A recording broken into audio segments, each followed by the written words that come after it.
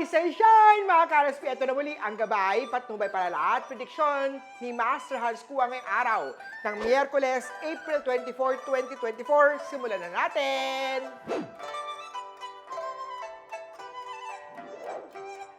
Para sa mga pinanganak ng Year of the Rat, sa mga walang trabaho o mahabang panahon na walang trabaho, ito na ang oras upang makahanap tayo ng pagkakakitaan. Blue at 7 ang swerte kay Year of the Rat. Sa Ox naman tayo, isinilang ng mga Year of the Ox sa magtipid-tipid pabago-bago ang pondo para sa maling mga pinipiling pinagagastosan kasi. 1 at silver ang swerte kay Year of the Ox.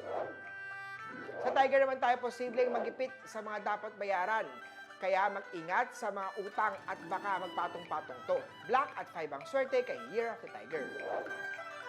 Rabbit naman na blessing magkaroon ng isang anak, ngunit huwag itong gamitin dahilan para manatili sa iyong partner, lalo na kung ito ang mananagot sa mga gagawin nyo. 9 at brown ang swerte kay Year of Rabbit. Sa mga Year of Dragon naman tayo mag-ingat sa heat stroke o high blood, maging cool ka lang. Hindi lang physically, kundi pati sa temper mo. Maswerteng kulay ay red, 1 ang swerte kay Year of the Dragon. Sa snake naman tayo, makakaranas ng stress dahil sa pressure at sobrang pagkilatis ni bossing. Kaya huwag maghinayang magtanong sa mentors mo kung may mga hindi pagkakaunawaan. Black at 7 ang swerte kay Year of the Snake. Ito naman sa Year of the Horsey, marami pang mga missed opportunity na dapat kumita o pagkakitaan. Marami ring gastos kaya ingatan ang credit card. Purple at 8 ang swerte kay Year of the Horse. Sa Year of the Goat naman tayo, iwasan ang magpapautang dahil ito ang maaaring hindi na bumalik ang mga pera niyan. Maglagay ng lucky money tree sa well corner na opisina o bahay. Ipa-feng shui ang bahay tindahan kay Master Hans Kua. Pink at 9 ang swerte kay Year of the Goat. Kay Monkey naman, mahalin muna ang sarili bago magmahal ng iba. Sa mga Year of the Monkey, ang mga crystals katulad ng gemstone na ruby, emerald, carnelian, rose quartz, or opal ang makaka-attract sa'yo ng masayang love life. Yellow at 4 ang swerte kay Year of the Monkey.